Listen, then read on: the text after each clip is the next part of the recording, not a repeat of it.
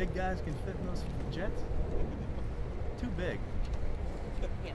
Yeah, tell them they gotta Honestly, just capture the yeah, person. they gotta get that weight down. That's cool.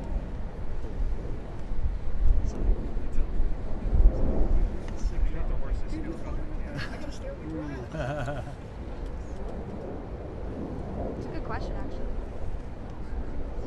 Very considerate of their feelings. No update. Good? Straight back. I see.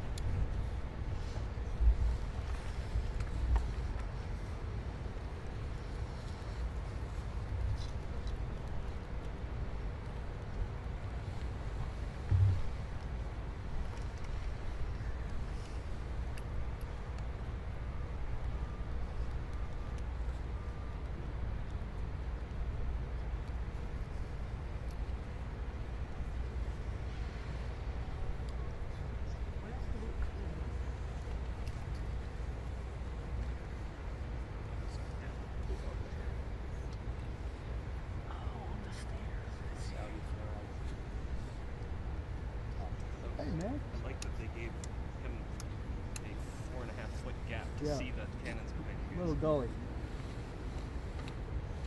I don't like it.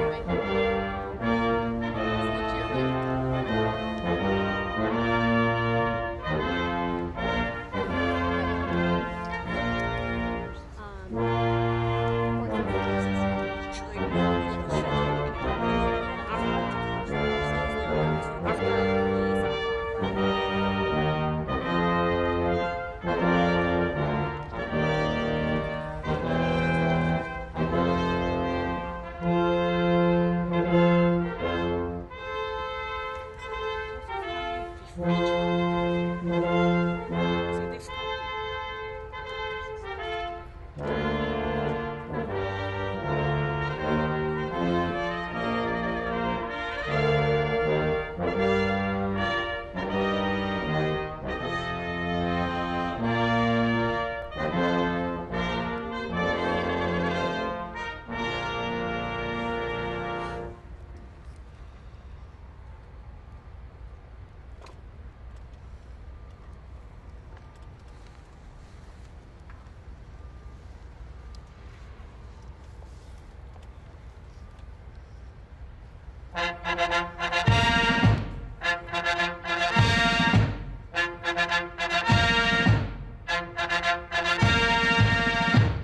Ladies and gentlemen, the President of the United States.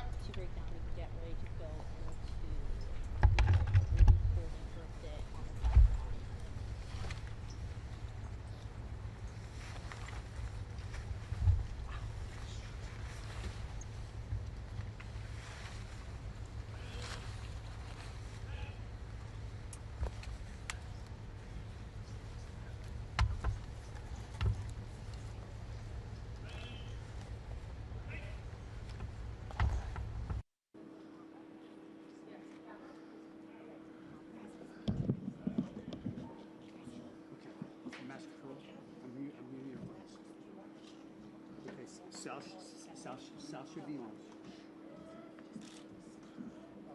You can stay here if you want. Are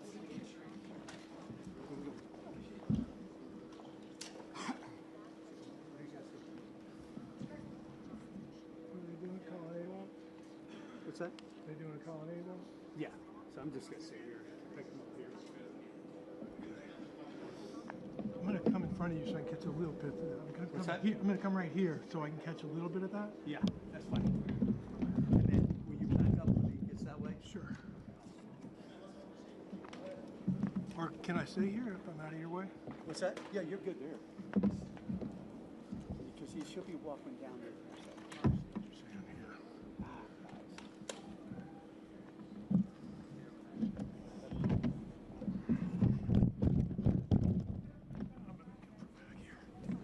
What's that? I know I'm it's just trying to. no matter what you're damned if you go higher. You just want to come up closer? They're going to be in your shot. You guys want to come up here? Everybody's in the shot. Do you want to go over there? I just Well, like, what then is I'll this never shot? get back here for Yeah, this. I What is mean, this? we prefer to pick up. I'm going to pick it up right here. Okay, that's Coming fine. Yeah, that's fine. Whatever. And then you're going to back up this way, right? I am. Okay, awesome. Thanks, buddy.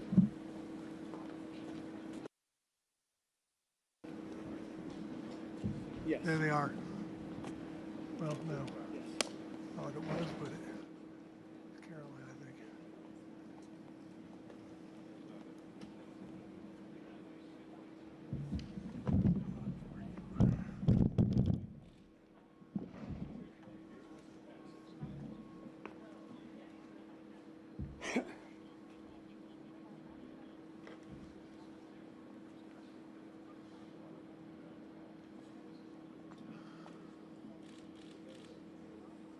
Yeah. Yeah, there's no ball.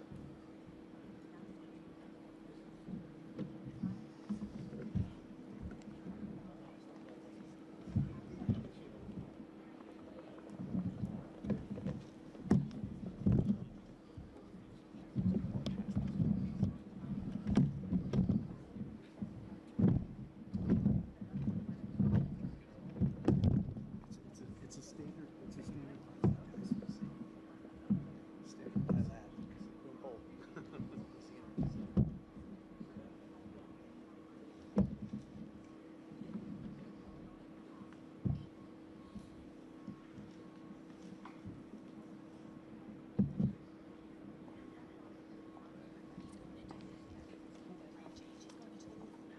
Yeah?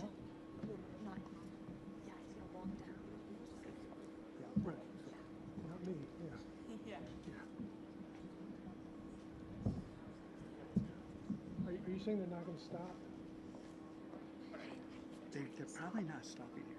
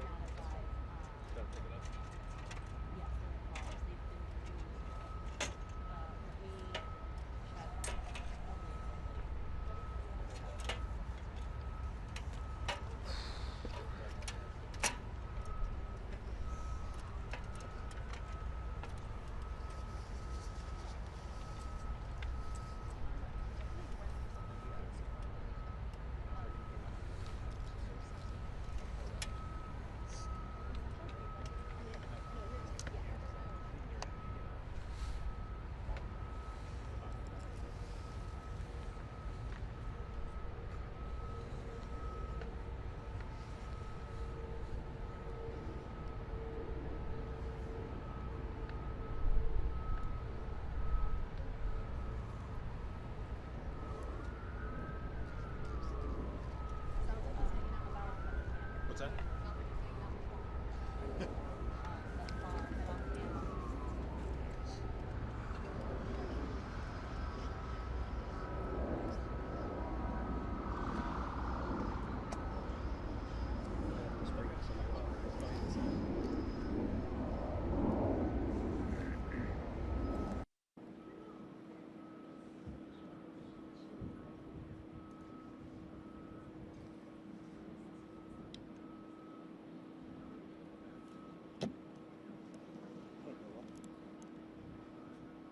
Can you see the video? Does it look a little hot?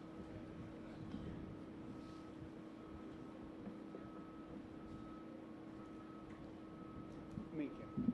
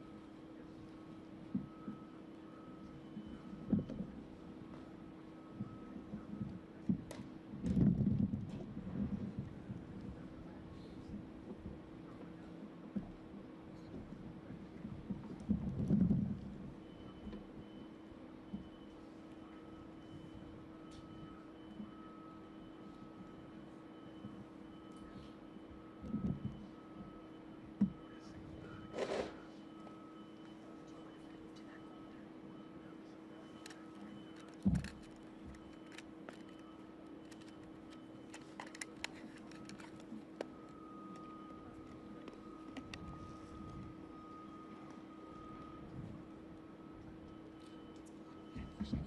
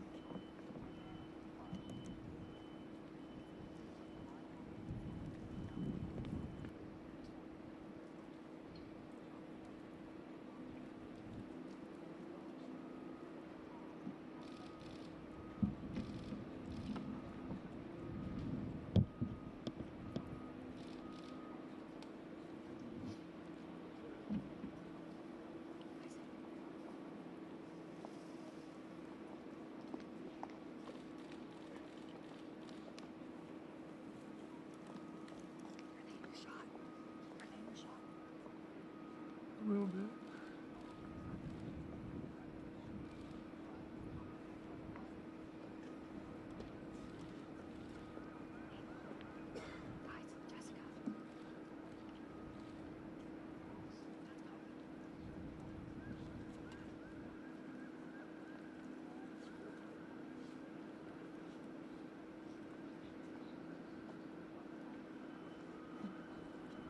Now she's in my shot.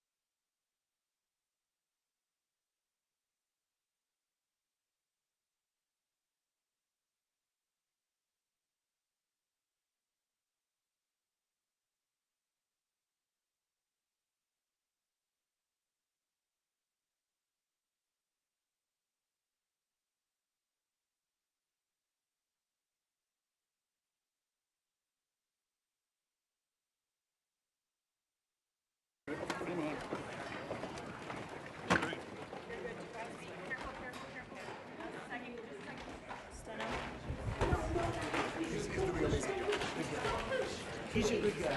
I'm giving you a build-up. Good guy. He is. Yes, definitely. That's an easy performance. That's an easy one. And you know, in the world of sport, right? Not spending your money.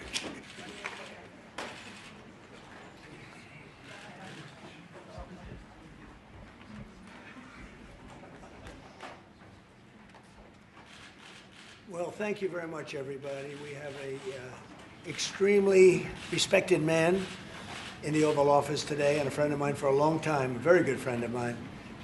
And I'm very proud of the job he's done. What he's done is incredible in terms of human rights and everything else. And he's the Crown Prince, the future king, and I just want to pay my greatest respect to your father, the king, who is an amazing man. I met him early on. He greeted me at the airport at an age that was pretty high up there, and it was about 117 degrees, and he was standing on the red carpet as I came out of the plane. And he's amazing. And when I met his brilliant son, it was at the Oval Office. Shortly thereafter, you came in representing the country, and I called the father. I said, "This guy is fantastic." And I don't know if that helped you or hurt you, but obviously it couldn't have hurt too much, because here you are, right? But we had a great meeting, and the office has changed quite a bit, and we inherited a mess. You actually told me you thought the country was in big trouble. I'm not going to use the exact word that you use. I refuse to say that you thought our country was dead a year and a half, 2 years ago, but our country was in trouble, and now we have the hottest country in the world. You said that also. And we do. We have the United States is right now the hottest country in the world. And between the tariffs and the election, November 5th election, we've done things that nobody can believe. $21 trillion will be the amount invested in the United States or committed to invest in 1 year. So I'm here 9 months. We're up to almost $18 trillion. Biden, as an example, the Biden administration, if you call it that, it's not, to me, it was the Biden lack of administration. They were less than $1 trillion for 4 years. We're going to be $21 trillion for 1 year. I think that's hard to believe. The biggest in history was a certain country, $3 trillion. We're going to be $21 trillion. On top of that, prices are coming down. We inherited a mess with high prices. The worst inflation in the history of our country. We had inflation that was a single 4 years, the worst inflation in the history of the United States. Gas prices through the roof, and that's after destroying our petroleum reserve, which was meant for wars and big emergencies, not to try and win an election. They opened up the reserve so that people get $3 less in gasoline, and it didn't work. They got about 3 cents less, because as big as those reserves are, they're peanuts when you're talking about that kind of traffic. And we're rebuilding the reserves. We're doing all of this, and we've done a job.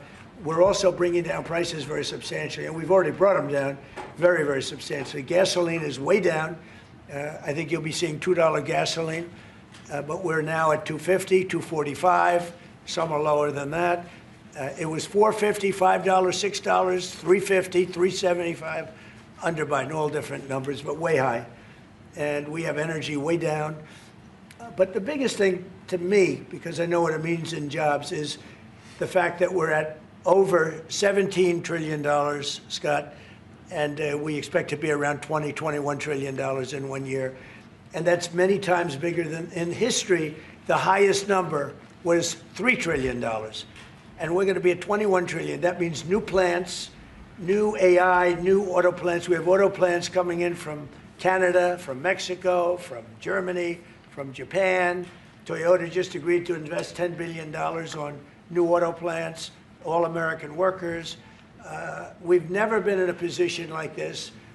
You can go back to the beginning. Our country has never been in a position like this. And it really is because of the fact that we use tariffs to bring all this money in. And you're going to see the results in a year when these plants start to open up. We have more plants under construction now than at any time in the history of our country. And these are big plants. These are the biggest plants anywhere in the world. And I want to thank you because you've agreed to invest $600 billion into the United States. And because he's my friend, he might make it $1 trillion, but I'm going to have to work on him. But it's 600. We can count on 600 billion, but that number could go up a little bit higher, yes, or I don't know. We'll see. But we appreciate it very much. So Saudi is going to be investing at least $600 billion, and that means investments in plants, in companies, money on Wall Street, and what it really means for everybody that really counts is jobs, a lot of jobs. We have a lot of jobs. So I just want to thank you. We've been really good friends for a long period of time. We've always been on the same side of every issue.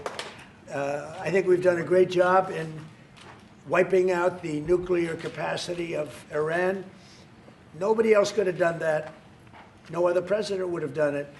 We had the pilots in the Oval Office right here. We were celebrating a very successful attack. So I had them in with that beautiful B-2 bomber that's over there. And they said, sir, for 22 years, we practiced this attack. Our predecessors, these were very young guys, so 22 years, they said our predecessors and us practiced the attack on Iran, but no president ever gave us the go-ahead. 3 times a year they went out and they practiced the attack. Nobody let us do it until you came along, and I let them do it because it was the right thing to do. You can't have a nuclear Iran. And so we put you in a very good position. But I just want to say it's an honor to be your friend, and it's an honor that you're here.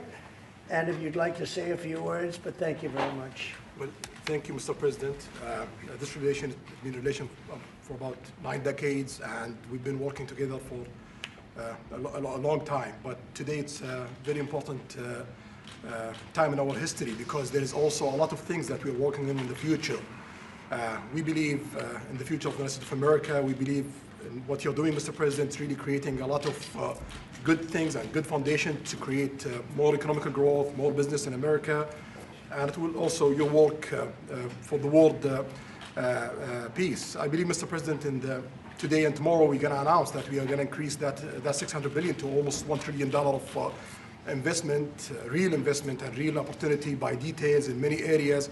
And the agreement that we are signing today in many areas in technology, in AI, in rare earth materials, magnet, etc., that will create a lot of investment opportunity. So you are doing that now. You're saying to me now that the $600 billion will be $1 trillion. Definitely, because what we are signing, it will facilitate that. And I like that very much. Go ahead. You worked hard. No, that's great. I appreciate that. That's great. We're doing numbers that nobody's ever done. And in all fairness, if you didn't see potential in the U.S., you wouldn't be doing that. Definitely. You don't want to lose money. As you said, Mr. President, it's the most hottest country in the planet. But what you're creating is not about opportunity today. It's about also long-term opportunity in the United States of America that will affect American economy positively in the next coming decades, preparing the right foundation of emerging technologies. That's a game changer for America in a good way, and we want to be part of it. Yeah, we're doing really well. And this, you don't see what we're doing so much because we have, although the construction industry sees it. If you look at Caterpillar, who's been incredible, the tractors, everything else, the numbers that we're doing in construction are unbelievable. Some of the plants that we're building, AI, and they're building their own electric with the plant. I gave them the right to build their own electric with the plant because no country, frankly, will have this. China's working very hard to produce enough electric, but we're beating China substantially at AI, which is a big thing. And we had a great meeting 2 weeks ago with President Xi, but on AI, we're doing well. And I have a man, David Rommel. Yes, sir. David, could you say a few words about what you're seeing on the job front and all of the, some of the assets, and also how we've been helped by the Saudis in terms of the kind of investment they've made, please. Yeah, most certainly. Thank you for the opportunity. I am a facility leader for GE Vernova, and if you look at the landscape for GE Vernova investment, over $750 million in the U.S.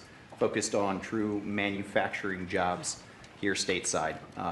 We're looking at tripling the output of our Greenville, South Carolina facility, where we make the gas turbines that are supporting U.S. needs as well as the Saudi Arabia needs. Right. So real jobs, $300 million in gas investment, resulting in over 500 pieces of new equipment being installed in the Greenville, South Carolina facility.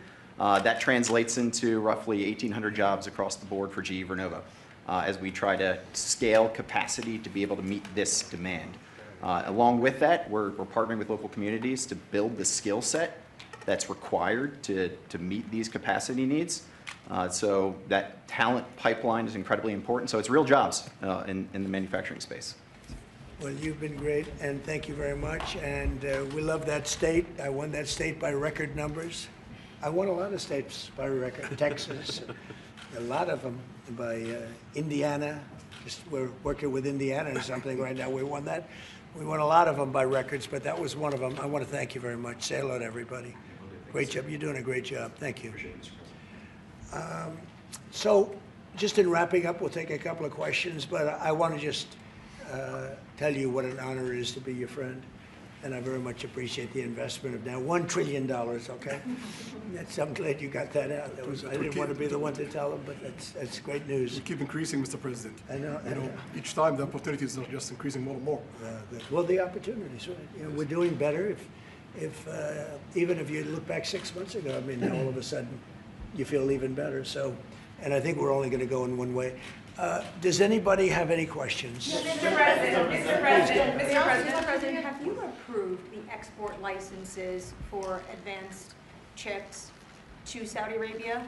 The export licenses? We are working on that. We're negotiating that right now. Marco, do you want to talk about that, or Scott? Okay, well, I mean, that's part of. We may have announcements on that later today, but that's what we've been working on is the mechanics by which something like that could be achieved, and it's part of the broader process, part of this broader engagement and cooperation between our two countries. Certain levels of chips. Yeah. For the Crown Prince, Your Royal Highness, you're talking about $1 trillion of investment. Could the kingdom continue to do that with oil prices in the mid-60s? We are not creating a fake opportunities to, please America, please President Trump. It's real opportunities. For example, when you ask about the AI and the chips, Saudi Arabia have a huge demand of, a huge need of computing power, and we're going to spend in the short term around $50 billion by consuming those semiconductors for our needs in Saudi Arabia. And with the agreement that we're going to have with South America, that will allow us to focus that consuming power in the short term by $50 billion from the South America, and long term with hundreds of billions of dollars in the long term. So there is a lot of real opportunities that fit to our need in Saudi Arabia and fit to our investment strategy. Mr. President, is it appropriate, Mr. President, for your family to be doing business in Saudi Arabia while you're president? Is that a conflict of interest? And Your Royal Highness, the U.S. intelligence concluded that you orchestrated the brutal murder of a journalist. 9/11 families are furious that you are here in the Oval Office. Why should Americans trust you? And the same to you, Mr. President. Now, who are you with? I'm with ABC News, sir. You're with who? ABC News, sir. Fake news, ABC fake news, one of the But the worst, question is one of the legitimate, worst sir. in the business. But I'll answer your question. Thank you. I have nothing to do with the family business. I have left, and when I've devoted 100% of my energy. What my family does is fine. They do business all over. They've done very little with Saudi Arabia, actually. I'm sure they could do a lot. And anything they've done has been very good. That's what we've done. We've built a tremendous business for a long time. I've been very successful. I decided to leave that success behind and make America very successful. And I've made America more successful by far than it ever was, and that it ever could have been, no matter who was president. There would be nobody bringing in $21 trillion, that I can tell you right now. As far as this gentleman is concerned, he's done a phenomenal job. You're mentioning somebody that was extremely controversial. A lot of people didn't like that gentleman that you're talking about. Whether you like him or didn't like him, things happen. But he knew nothing about it, and we can leave it at that. You don't have to embarrass our guest by asking a question like that. Okay, since you asked, Mr. President, please, go. you allow me to answer. I feel painful about families of 9/11 in America, but we have to focus on reality. Reality based on CIA documents and based on a lot of documents that Osama bin Laden, he used Saudi people in that event for one main purpose, is to destroy this relation, to destroy the American-Saudi relation. That's the purpose of 9/11. So whoever buying that means they are helping Osama bin Laden's purpose of destroying this relation. He know that strong relation between America and Saudi Arabia, it's bad for extremism, it's bad for terrorism. And we have to approve him wrong and to build our relation, to continue developing our relation. It's critical in the safety of the world. It's critical against extremism and terrorism. About the journalists, it's really painful to hear, anyone that been losing his life for, no real purpose or not in a legal way. And it's been painful for us in Saudi Arabia. We've did all the right steps of investigation, etc. in Saudi Arabia, and we've improved our system to be sure that nothing happened like that. And it's painful and it's a huge mistake, and we are doing our best that this doesn't happen again. Mr. President, Mr. President. this side, Mr. Thank President. you, Mr. President. The Crown Prince has been instrumental in helping lifting the sanctions on Syria. Will there be any joint investment between the U.S. and Syria? And will you visit Damascus? Are you from Syria? No, but Where are you from? I'm from Palestine. Oh, you're making a lot of progress, huh? Very good. They like me. The Palestinians like me. The Palestinians are doing very well, actually. I think we're working very closely with a lot of people that make everybody happy, including Israel, the Palestinians, and everybody. That's very interesting. No, I think that I will tell you, the Crown Prince called me, and he specifically asked me if I would lift the sanctions on Syria, because he wants to see Syria make it. As you know, the leader of Syria was just here, and we had a great meeting, and he's a strong guy, and I guess you need a strong person to run it. And I think Syria's made tremendous progress. We did lift the sanctions at the request of the Crown Prince. Also, the president of Turkey, Erdogan, called me specifically. He said, if you don't lift the sanctions, Syria doesn't have a chance. If you do, they have a very good chance. And between the two of them and some others, I lifted the sanctions. And the results so far have been pretty good. Mr. President, you are Can I ask you a question about the F-35s that are being sold to Saudi Arabia? Are these the same ones that are being used by the Israeli military? And if so, how does that allow for the qualitative military edge for Israel? And then I want to ask you, because you brought up the plight of the Palestinians, are you aware of relocation flights to South Africa that are taking place right now? Which flights? There are relocation flights that are taking place. Some Palestinians are being charged up to $2,000 a seat. I'm not going to South Africa for the G20 because I think their policies on the extermination of people are unacceptable. So I'm not going. So I won't refer to anything having to do with South Africa. South Africa has behaved extremely badly. But I will say that when you look at the F-35 and you're asking me, is it the same? I think it's going to be pretty similar, yeah. How will that This affect- is a great ally, and Israel's a great ally. And I know they'd like you to get planes of reduced caliber. I don't think that makes you too happy. They've been a great ally. Israel's been a great ally. And we're looking at that exactly right now. But as far as I'm concerned, I think they are both at a level where they should get top of the line. Yes, please. Can I just quickly ask for the Crown Prince, if I could just ask about the direct talks between U.S. It's all right. Steve, 1 second. Go ahead. Have you reached an agreement on a U.S.-Saudi defense treaty today? And are you going to bring up the Abraham Accords in your discussion? I already brought them up. What did you say? I think I got a positive response. Would you like to respond? Yeah, so put you on the spot. so definitely we believe having a good relation with all Middle Eastern countries is a good thing, and we want to be part of the Ibrahim Accord, but we want also to be sure that we secure a clear path of two-state solution. And today we have a healthy discussion with Mr. President that we're going to work on that to be sure that we can prepare the right situation as soon as possible to have that. I think we're, I don't want to use the word commitment, but we've had a very good talk on the Abraham Accords. We talked about one state, two state. We talked about a lot of things in a short period of time. We'll be discussing it further, too. But I think you have a very good feeling toward the Abraham Accords. Yes, definitely, Mr. President. We want peace for the Israelis. We want peace for the Palestinians. We want them to coexist peacefully in the region. And we will do our best to reach that day. And the defense agreement, have you reached agreement on that? We pretty much have.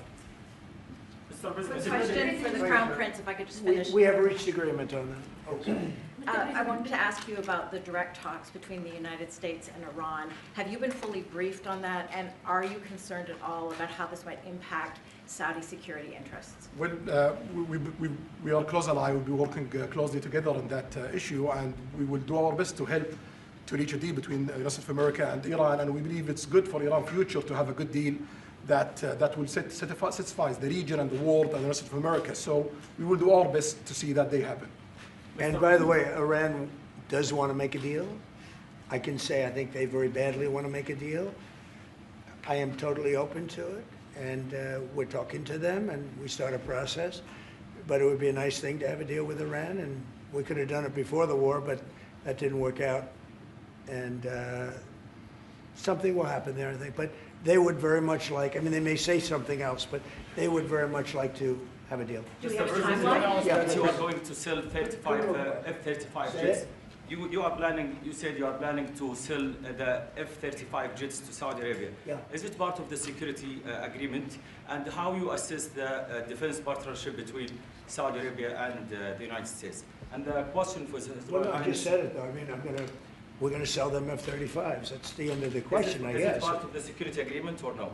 No, we're going to have a deal. They're going to purchase F-35s. They're buying them from Lockheed, and it's a great plane. We make, by the way, the best military equipment. You saw that during the Iran little skirmish. We make the best planes, the best missiles. We make the best offensive missiles. We make the best military equipment in the world. Nice. For His Royal Highness, I would like to ask you about how you see the cooperation between the United States and Saudi Arabia in the advanced technological field, especially AI, and how it will support Saudi Arabia to serve its goal to achieve the vision of 2030. Well, I will try to answer that in short, but definitely there's a lot of interest in many industries between Saudi Arabia and America, and we are signing a lot of agreements in different areas that will really add value to American economy, but also to add value to us in Saudi Arabia. And AI, it's critical for us because one of the long-term problems that we could have is lack of workforce. As you've seen in the past few years, some of them have reached 30% of the global immigration to Saudi Arabia. So we know that to assure the Saudi Arabia GDP growing with the lack of workforce that we have, we need to use a lot of computing power to replace job in the long term. So that's huge demand in Saudi Arabia, and we want to link it to American private sectors and getting the supply from America. So there's a lot of opportunities in that area. And we're also involved in AI in Saudi Arabia. So we're working, and we're leading by a lot on AI, by actually a lot. China would be in second place, but we're leading by a lot. And I have to say this, and our relationship with China has been very good. And as far as buying our farm products, they're pretty much on schedule, Scott. I'd like you to call them, say if they could speed it up, it would be good. Okay, but they're pretty much on schedule. I'm sorry to give please. If I may, I have a question for both the Crown Prince and President. Who are you? Faisal Abbas from Arab News, Saudi Arabia, Your Excellency. It should be a friendly question. Your Royal Highness, just picking up on something you've just mentioned about how some people try to destroy the relationship between Saudi Arabia and the United States. Perhaps, since the launch of the vision, we've been used to having the bigger picture and that everything fits into the bigger picture. Might you want to elaborate a little bit about where is the relationship, the bilateral relationship, the strategic partnership between Saudi Arabia and the United States heading, and what's the big picture there? Well, I don't think it's a relation that we can replace it from the Saudi side or the American side. It's a critical relationship for our political attempt, for our economical attempt, for our security, for our military, for many things. And it has been there for 9 decades, and the opportunities that we have today, it's huge, and it seems that it's going to get deeper in the next few decades. And what we are having today and tomorrow with President Trump, it's really a huge new chapter on this relation that will add value to both of us. When you think about it, I'm just sitting here. You're with the future king, a man who's respected by everybody, a man that doesn't have to be doing this, really. I don't have to be doing it either. And yet we're sitting here taking questions, we didn't say, oh, you can't talk about this. And there's never been transparency like this, even in his country, but there's never been, in our country, that's been acknowledged. But We didn't put restrictions, and I'm saying it's sort of wonderful to be taking questions from all over the world. Everybody's here. This is just a small group representative of tremendous numbers of media that are outside, that are very jealous that these people were so selected. But they're representing a lot of people that are outside. I think it's terrific that we can be sitting here being this open, and, you know, I think it's really a wonderful thing. If you don't mind, I have a personal question for you, Mr. Okay, here we Mr. go. President. So apart from everything you mentioned in your opening remarks, you forgot to mention that you've de-escalated 7 wars since you started. At least in our part of the world, you are seen as a peacemaker. And adding that to all the executive orders and everything else you've mentioned, I really have to wonder, in your speech in Saudi Arabia, I was there, you said that His Royal Highness does not sleep at night thinking how he does things better. We wonder in Saudi Arabia, how do you manage your own time, and what's your formula for management? He does not sleep much, and I don't sleep much. I think we have the same schedule. We're thinking about our countries. And if you sleep a lot and you're president, we just had one that slept more than any president. He broke every record. He sleeps all the time, during the day, during the night, on the beach. The only guy could fall asleep on the beach with the press watching. No, he's not a sleeper. I'm not a sleeper. We don't. We talk at night. We can talk. I can call him almost any time. He goes, "Hi, how you doing?" It's like at craziest times. But no, when you love your job, when you love your country, and when you're in a position like we are, future king, highly respected, crown prince, and in my case, president, you're thinking about your country. You're thinking about making America great again. We're thinking about keeping Saudi Arabia strong and vital, and in a pretty tough part of the world, tricky part, right? Tricky part, a lot of tricky people. But he thinks about his country, and I think about my country. I don't want to sleep.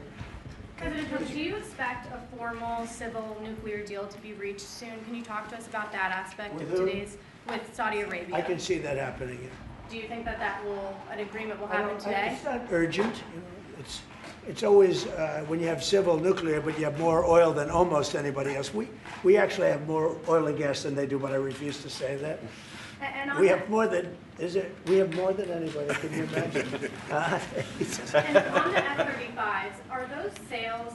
Israel had reportedly wanted those sales to be conditioned on Saudi Arabia moving to normalized Israel relations. will be happy. Israel is going to be Is that a happy. condition of the F-35? Israel's aware, and they're going to be very happy. Okay? Yeah, please. Hello. Hi, hello. My name is Aman Hazani from Sharq al-Awsat newspaper, from Riyadh, of course. I have a question for the Crown Prince and for you, Mr. President. Crown Prince of Saudi Arabia, how much you expected from developing the cooperation with the United States in the field of new energy, AI, supply chain? How much you expected from that? No limit. We just continue pushing forward. There's no limit. So we just push forward for all the opportunities that we have. You have to understand, this is really a great ally. Yeah. Just the fact that they're now doing, I came in here at 6, I did not know that. I was pushing for the 1 trillion, but he didn't tell me that. Now he told me. This is a great ally of ours. You know, when you invest $1 trillion, that's national security for us too, because it creates jobs, it creates a lot of things. And I would say, Scott, right, when you hear one country is putting $1 trillion into the United States, that creates national security. And, you know, I think that they don't have to say that, but I think a big part of that is also the fact that tariffs are in play. But even beyond tariffs, that's a real ally that will do that. Creates a lot of power for the United States. We are also in Saudi Arabia very happy because this much of Saudi money is a function here, and of course it's come back for us for benefits. So it's complementary interest. So this is the I think what's different the friends and ally do. Well, look, I love the country of Saudi Arabia. I know the people very well. The level of treatment that we go when we go to Saudi Arabia is something that is incredible. And the people like us, and I think they really like America, especially when I'm president. I mean, I don't think they liked America so much maybe for 4 years recently. I think Obama treated Saudi Arabia very, very badly, as you know. And I think Biden didn't have any idea where the hell he was. I don't think Biden knew the difference. How would you describe the future relationship with Saudi Arabia? I mean, from the strategic aspects, how would you describe that? Say the relationship is with? Yeah, the of economic. I would say politics top of the and line. religion. It's as good as it can. I don't think it can get much better. We have a country that trusts us, and that's why they make that investment. If they didn't trust us, they couldn't make that investment. And we trust them. They've been very reliable. Now I rebuilt our military in my first term, and we spent trillions of dollars, and we gave away some of it in Afghanistan stupidly because we had stupid people running our country. But we gave away, but that's as much as it was. It's a tiny fraction of what we put here, and we're bringing our military to a new level, the highest level ever.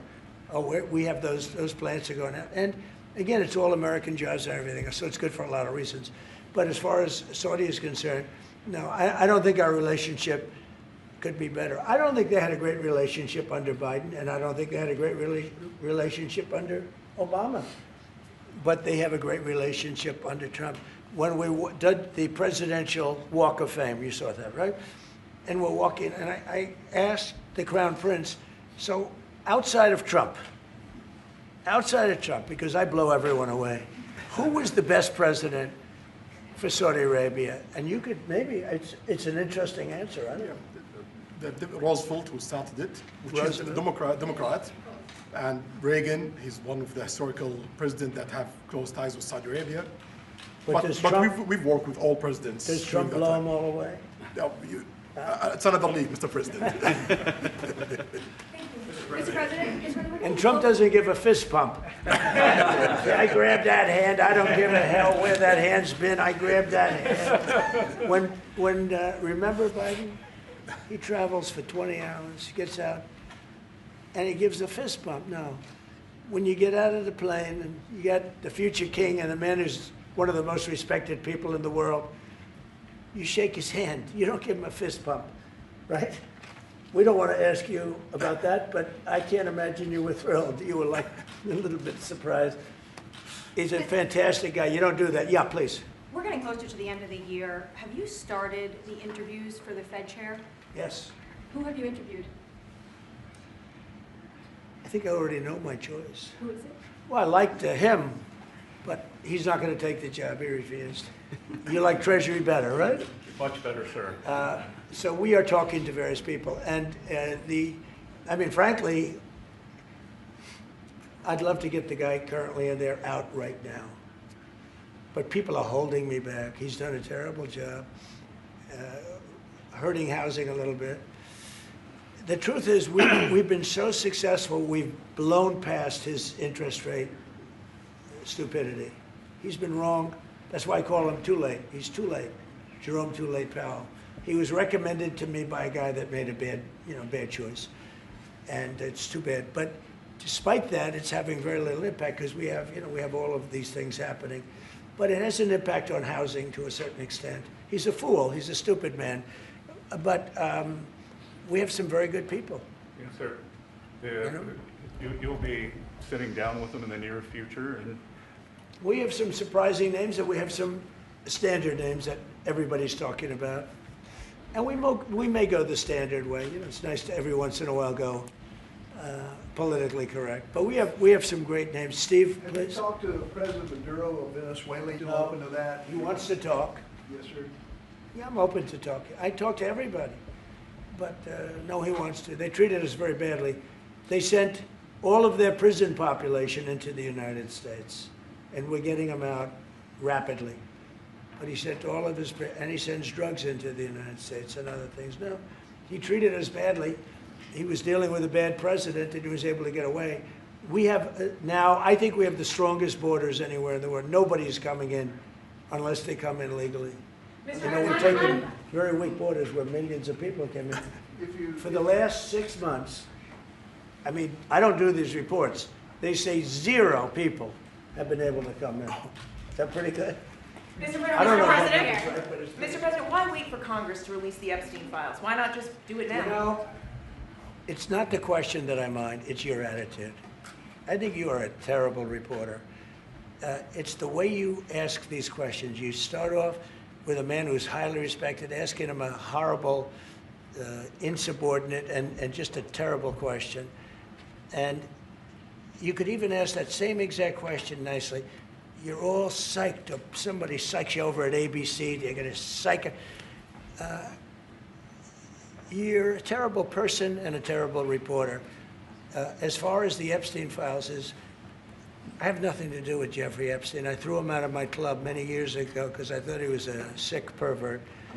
And I guess I turned out to be right. But you know who does have?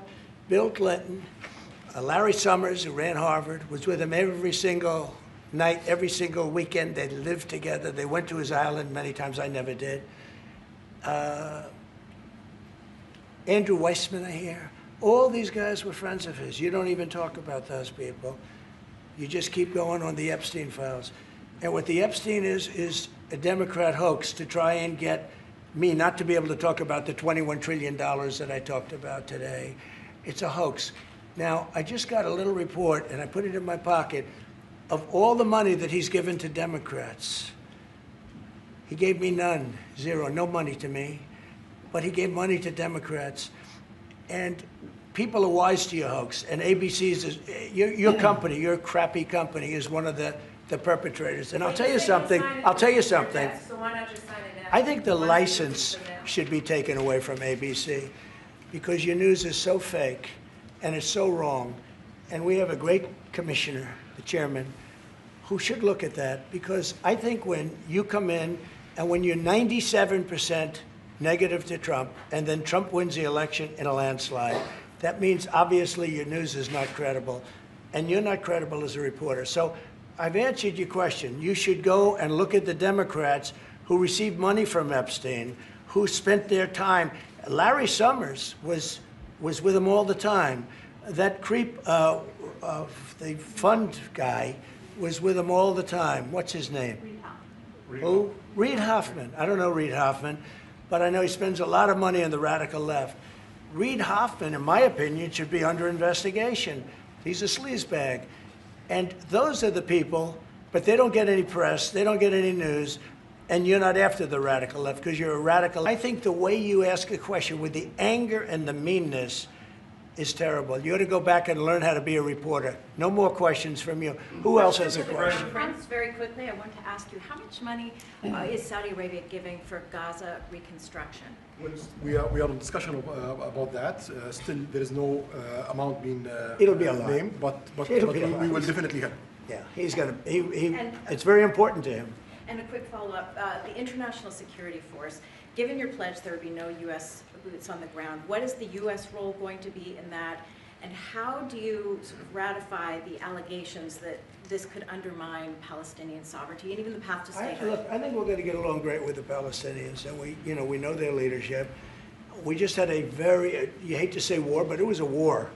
Very, very successful. And you could say really it was on behalf of everybody. We did that on behalf of everybody. And the outcome was extraordinary because we had the best pilots, the best equipment, the best planes, the best everything. And Israel bought the best equipment. They bought it from us. Everything's from us.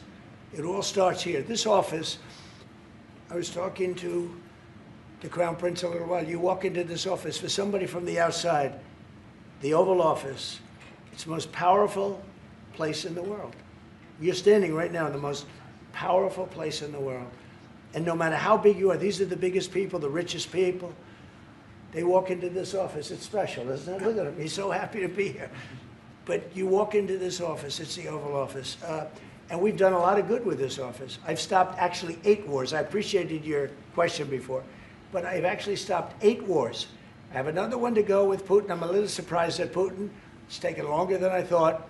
But we stopped India and Pakistan. I could go through the list. You know the list better than I do. I'm very proud. And I stopped one that was almost ready to start again. You know, there was one that was ready to start. And they're doing very well.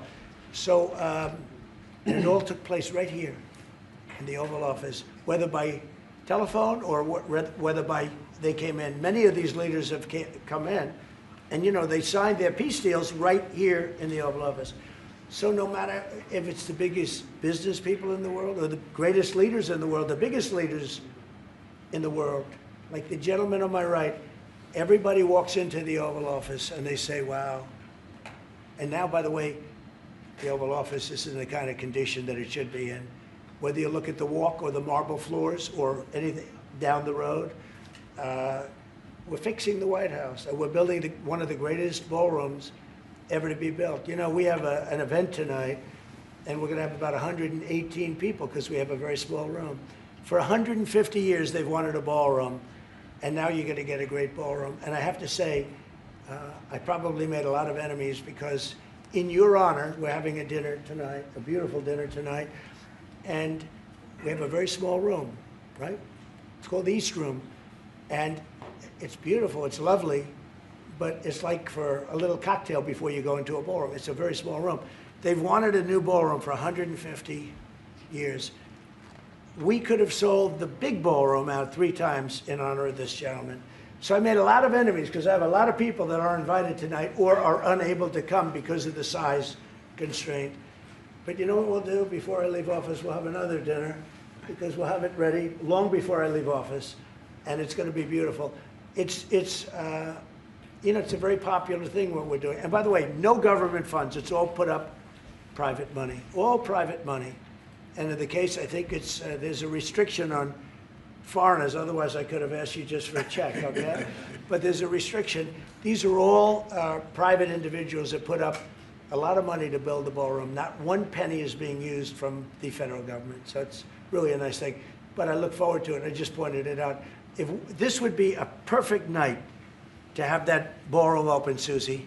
If we had that open, we'd have a lot of people very happy. Right now we have a lot of unhappy people because they all want to be with us tonight to honor this great man. Thank you all very much. Thank you, Press. Thank you,